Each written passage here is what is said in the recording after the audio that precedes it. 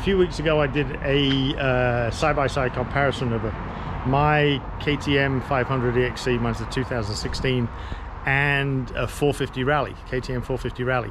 And I asked if anybody was interested in other bikes that I bumped into as I rode around the world, and they said, yeah, show us other bikes in comparison. So today I'm with a friend in Finland, and he has a KTM 640 Adventure. So I'm going to show you that bike and do the comparison between that and the 500 EXC.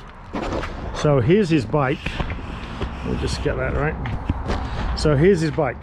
This is a 2005 640 Adventure. If you were in the market in 2005 for a bike to go on an adventure with, and you didn't want a twin cylinder, this would probably be very high on your list of bikes to buy. So sitting side by side is my 500 EXC. So I'll show you a few of the obvious things on the bike, so you can make your own opinion and see what you think. But these have become pretty desirable over the last few years, and I apologize for the noise in the background. There's a busy road behind me. So this is a 2005. These were made from 98 until 2007, and they changed about every couple of years. They changed, initially they changed the engine size from a 625, then it went up to a 640, and they changed the tank size, they changed the colors, a few various things like that. But this is the 2005 640. So you got a 28-liter fuel tank. So it's, I mean, size-wise, the thing is enormous. So on the left-hand side, thing that's also a little bit unusual, you have a left-hand kick. So that can be a little bit of a test for some people. Generally, the bikes would just come with the center stand. They wouldn't come with the additional side stand. So to get on the bike, you either get on it and bounce it off the center stand, or you have to learn how to get your leg over the luggage when it's off the center stand. So that was a bit of an unusual thing compared with the 500 EXC, just with the standard. And then of course my bike has the 20-liter service tank, where this is the stock from the factory 28-liter. On the 500 EXC, the subframe is made out of aluminum, where on the 640 Adventure it's made out of steel. So it's actually a stronger subframe section to carry more weight if need be. And it's difficult to see on this one, but they actually used to have mounts from here and here that you could put passenger pegs on. So you could actually ride with the passenger, and I actually have some friends, a couple that rode around the world on one of these. So it will support the weight of two people. On the front end, they went to a dual disc, where if you're comparing with the 500 EXC is a single disc. And up front, stock, even though this bike is a little bit different than stock, they ran a dual headlight system, but he swapped this one out. As you can see, he swapped it out for LEDs and then added extra LEDs as well. Another variation up front was the fenders. So some of the years actually came with a low front fender, and the front was an optional that you could buy, or it came with the bike. On the in the cockpit, nice, clean, real easy to read cockpit, and then he's added a Garmin GPS in the middle. But very nice, easy to read, very stable bike. But with his, he's added handguards and I mean the various things up front. This is a chain oiler, so pressure release valves for the forks, obviously a tank bag, and so that's how you're looking on this side. Pretty standard length swing arm. And around the other side, give you a different view, you can actually see the different mounts. So this mount hole here where he has this is where between this one and this one is where there would be a bracket there for the passenger pegs. So I say no kickstart on this side because it's on the left side, which is a little bit unusual. Oil volume wise, it holds 2.1 liters of oil, where the EXC holds, my year holds 1.5, so a little bit more oil volume. And then the oil is inside the down tube, and at the bottom you can't see because of his backplate and everything, but here, right here where my finger is, where I'm tapping, that's one of the oil filters. So, and then the fill for it is up by the neck in here. So one of the unusual things on this bike, when you did the oil change, you actually have to bleed it, and it has to be a correct pressure. So that was a bit of a chore, and it's not easy to get to, and could be a bit of a problem. They ran these bikes.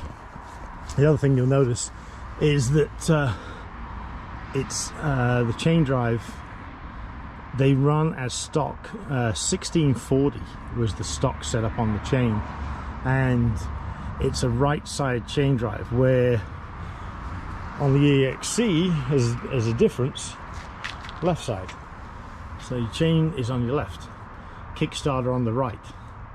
So that can take a little bit of getting used to if you jump on one of these. Like I say, dual disc on the front versus single disc.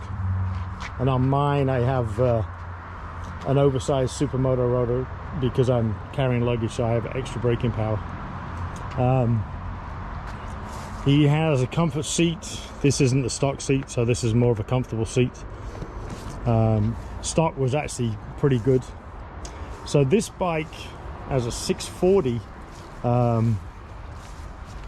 they made, like I say, a few different variations of it and a few different colors of it. It came in silver and like a very light shiny metallic blue. They came with tanks that were more similar to this kind of style tank. And then in 2000, I believe it's 2004 2005, they changed to this style tank, and the tank actually reduced in size from 30 liters down to about 28. So if you're looking for one of these, you need to do your homework to get the knowledge of what is available and what isn't available on your year, because they do vary a little bit. And if you're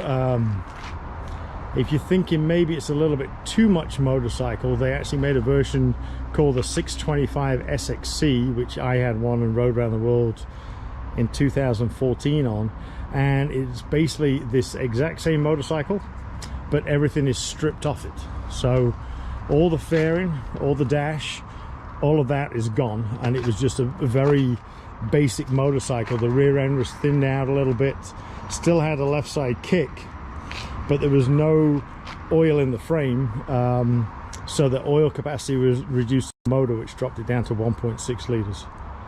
And they're a good, strong, reliable bike. I actually have a friend that has, I'm not even sure, last time I spoke to him he had over 200,000 kilometers on his.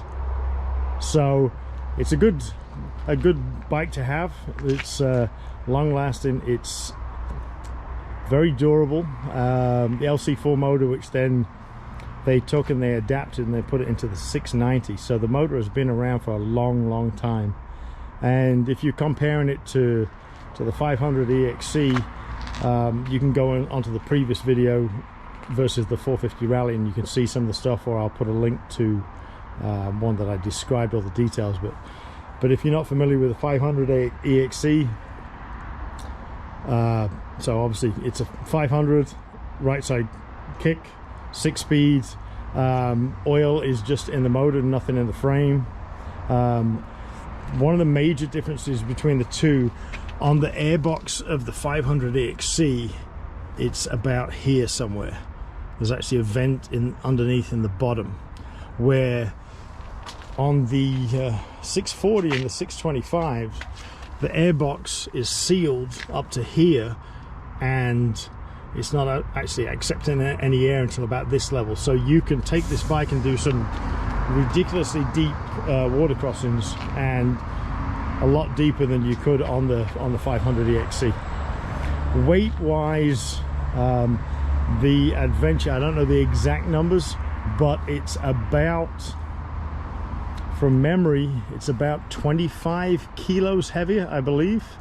Obviously not with the luggage or anything like that, just the base bike empty as a dry weight, one versus the other.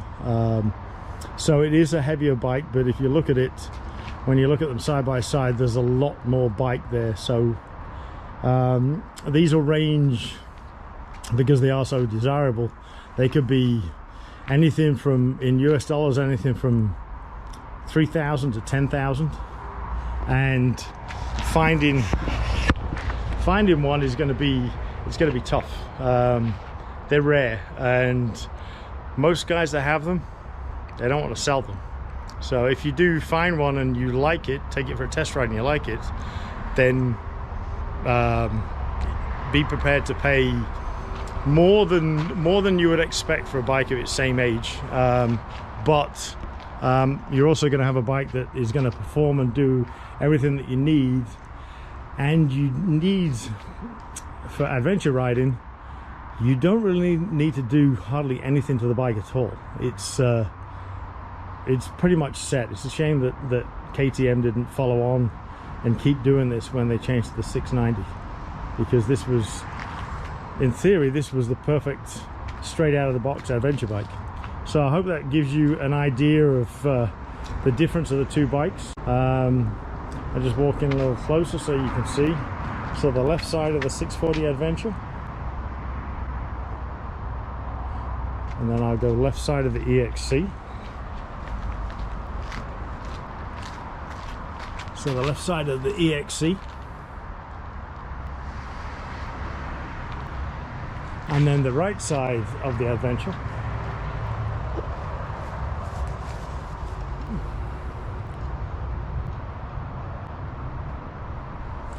One other thing, they as I move to the right side of the EXC, they're both running same size rims. They're both running 18 rear, 21 front.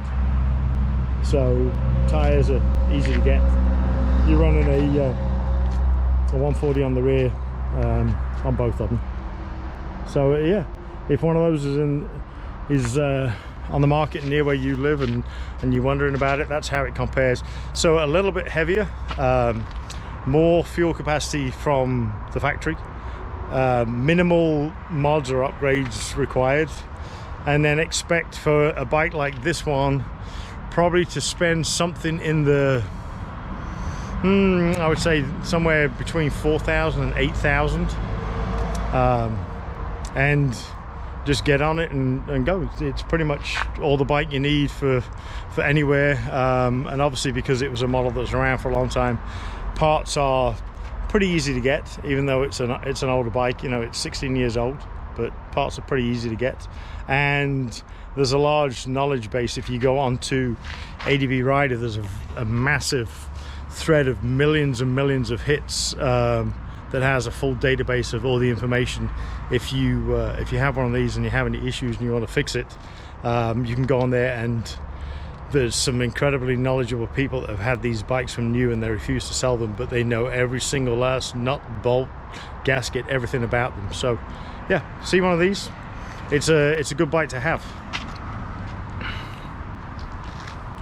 So hopefully that gives you a good idea of the differences between modern day and what you'll be looking at 15 years ago.